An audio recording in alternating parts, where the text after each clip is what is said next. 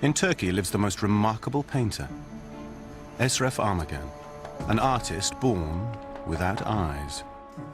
No one can call me blind. I can see more with my fingers than sighted people can see with their eyes. Ashraf proves that you don't need eyes to see.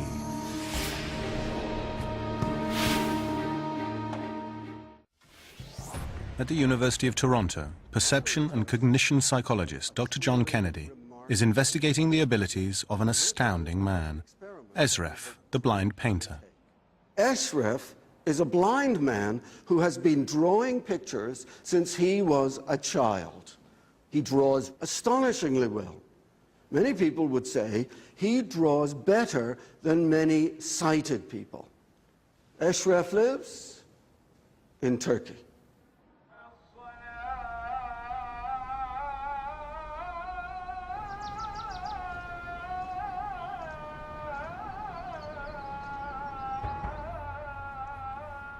Ashraf Armagan has a genetic mutation that caused him to be born without eyes. This seeming defect has given him the most remarkable power. While he paints a landscape he cannot see, this artist is changing everything science has assumed about vision. Ashraf has never seen light. Into picture is that I start by imagining shapes that I have already felt. Then I form those shapes into the painting I want to create. I make a plan of the picture completely in my head before I start to draw it.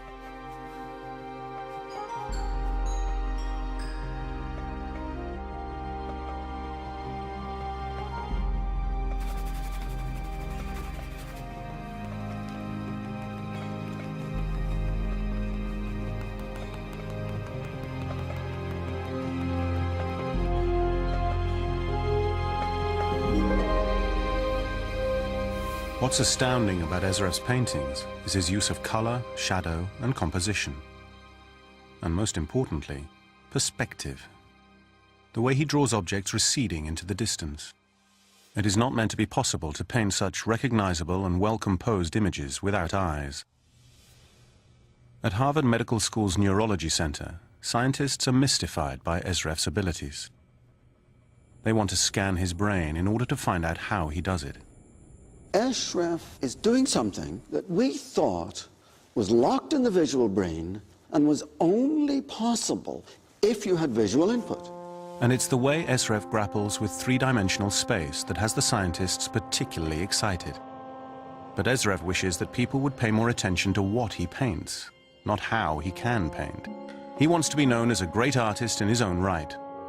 I want to be remembered as a person who was able to see the world with their fingertips. I want to be remembered for my art. But for now, he's agreed to help the scientists. And Dr. Kennedy has devised a most ambitious experiment. He wants to find out if Ashraf truly understands perspective. And my experiment is going to be asking Ashraf to draw a particular building in Florence, in Italy, that was the source, the origin of the discovery of perspective, how we show depth in pictures. In 1413, Filippo Brunelleschi stood on the steps of the Duomo, the great cathedral he designed and built. He looked across the square at the baptistry, an octagonal Roman structure. It was this building that finally unveiled to him the equation for perspective. The complex geometry makes it extremely difficult to draw, even if you can see. Can he tackle a complicated object like the baptistry and handle all its parts and draw it and get all three dimensions of space and get them right? If he can, this man is astounding. Ashraf, the blind painter, has arrived in Boston. He's agreed to meet the world-renowned neurology team at Harvard. They're amazed by him and want to know how a man without eyes can paint such incredible pictures using scale and perspective.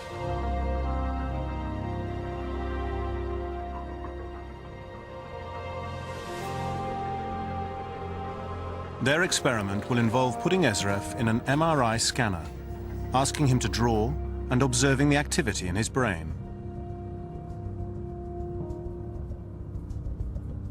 Ashraf must remain as still as possible so they can get a clear image of his brain. As he draws a picture, the scientists are riveted by what they see on the monitors. Regions of his brain that shouldn't have any activity due to his blindness react in an extraordinary way. The visual parts of the brain, the ones that for normal sighted people light up like Christmas trees when we're looking at things, those became alive and excited and incredibly dynamic whenever Ashraf was thinking of drawing in perspective. What Ashraf's MRI results reveal is something groundbreaking. Ashraf's brain shows us that vision involves more than just the information brought in through our eyes. Vision, it turns out, also involves our ability to understand space. Bravo! What Ashraf is showing us is that we misunderstood vision. So we thought pictures are creatures of vision because they're dealing with distance and direction and angle. And now we realize all of those things are available to touch as well. And so we can have tactile pictures as well as visual pictures.